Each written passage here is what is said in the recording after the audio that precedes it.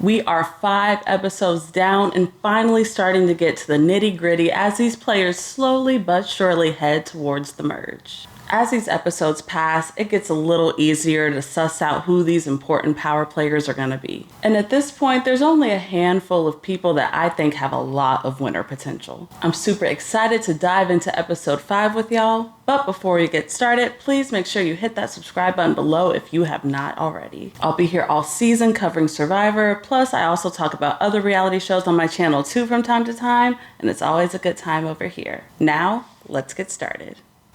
So let's kick things off with the reward challenge, where we're going to be introduced to a new twist. For this challenge only, the players are going to be playing in 2 teams consisting of random people from random tribes. This is to give the players a chance to talk and strategize a little and maybe even get a little messy. And even though this twist is totally temporary, honestly, I didn't really mind it too much. I actually like this format a little bit more than a permanent tribe swap, just because the storyline can sometimes get a little hard to follow when there's a lot of movement going on. So half of the players are lucky enough to get blessed with one singular plain hot dog. Yuck.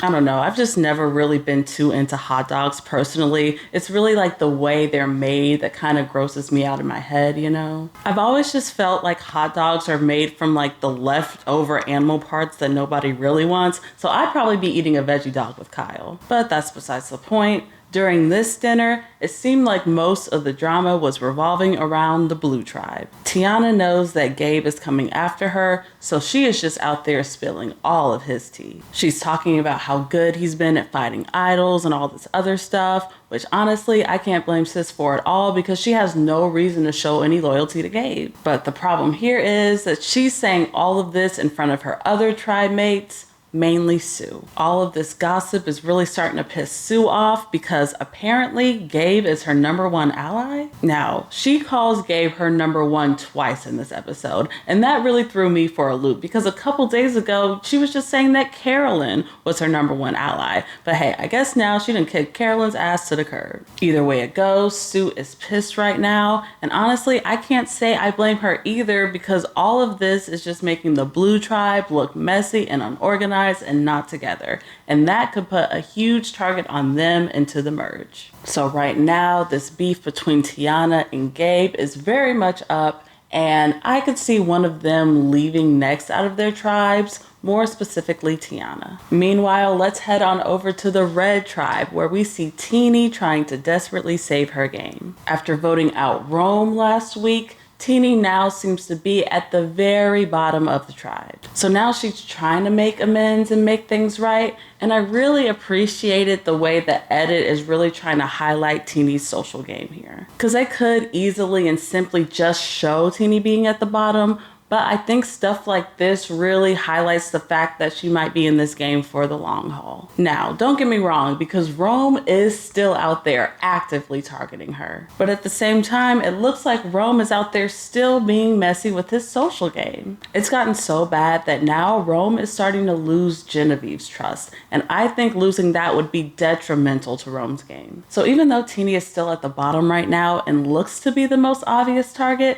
to me, her edit is still showing a lot of promise. And it feels like she might make it very deep into the season, although I can't say the same thing about Rome. But hey, that's just my prediction. I will say Genevieve seems to be in the best spot in this tribe right now.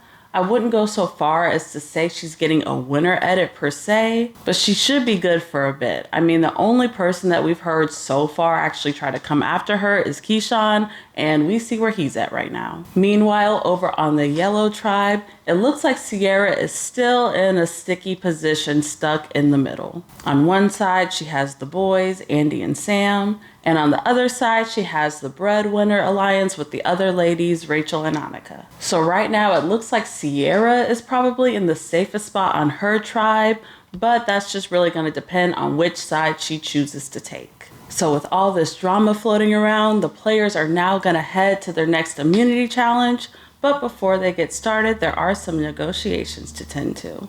The yellow tribe was never able to reach a consensus about their chicken situation, so now they're gonna try to do some bartering with Jeff over some eggs. Now, a lot of y'all out there were getting messy and calling Jeff soft for giving them 18 eggs, which I'll admit is kind of a lot. But hey, it totally worked. I think the lesson to take away from all this is that closed mouths just don't get fed. I'm telling you, on shows like this, you better take advantage and try to exploit every single loophole that you can. Now, with the merge coming up, it probably does make more sense to just eat the chickens anyway before they lose their camp. But butchering a chicken in that environment with no soap or gloves or anything sounds hella disgusting and hella unsanitary to me, so I don't really want to place judgment any which way because I would not want to do that shit either, I'm telling you. Between the cross-contamination and the undercooked poultry, not me. I'd rather stick with the egg. I know it's less calories, I know it's probably not the smart choice, but I'm just being real. The challenge kicks off and it's your standard survivor challenge with the puzzle at the end. There really isn't anything too special about this one. Well, except for that fantastic shot of Andy trying to cut the rope.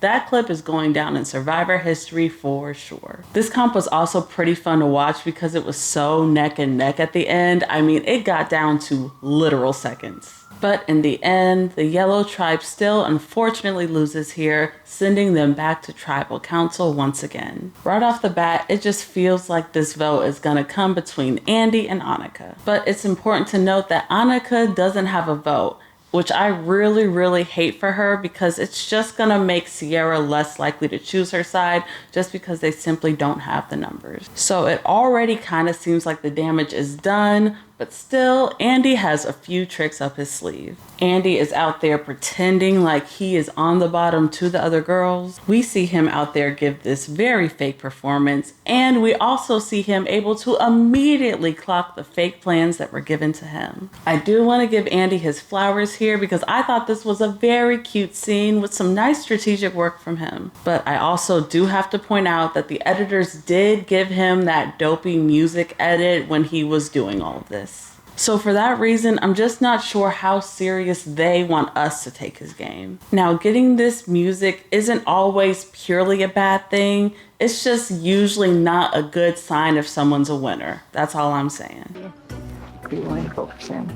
They do exactly what I expected them to do. They're giving me a fake plan. It is the name that I expected, Sam. Yeah, I'm in. I was very well prepared for that because I set it up.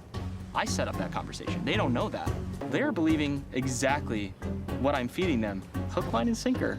I do still absolutely adore his character development though. Andy is quickly becoming one of my chaotic faves, and I'm really excited to see what he'll do if he makes it into the merge. Heading into the Tribal Council, Anika has no vote and Sam has an idol. So right off the bat, it's pretty easy to see where all the power lies on this tribe. On top of this, the edit has been setting Anika up to be the next one out for a while now. So when the votes are read, it's no huge surprise that she was voted out here. And her reaction was absolutely priceless. Who owned this? It was the three of us. 3 votes.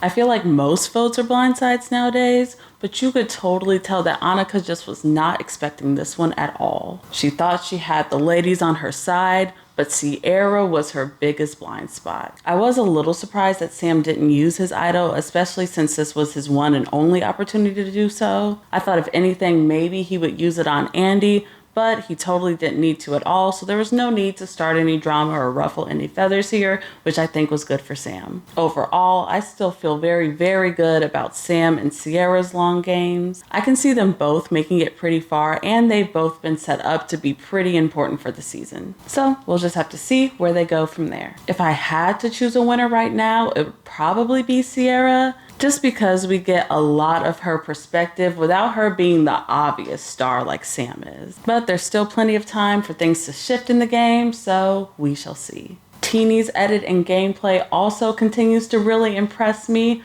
but just like Sam, her edit is a little too obvious, so my fear is just that she could be a red herring. I do still think she's going very far into the season though, possibly to the very end.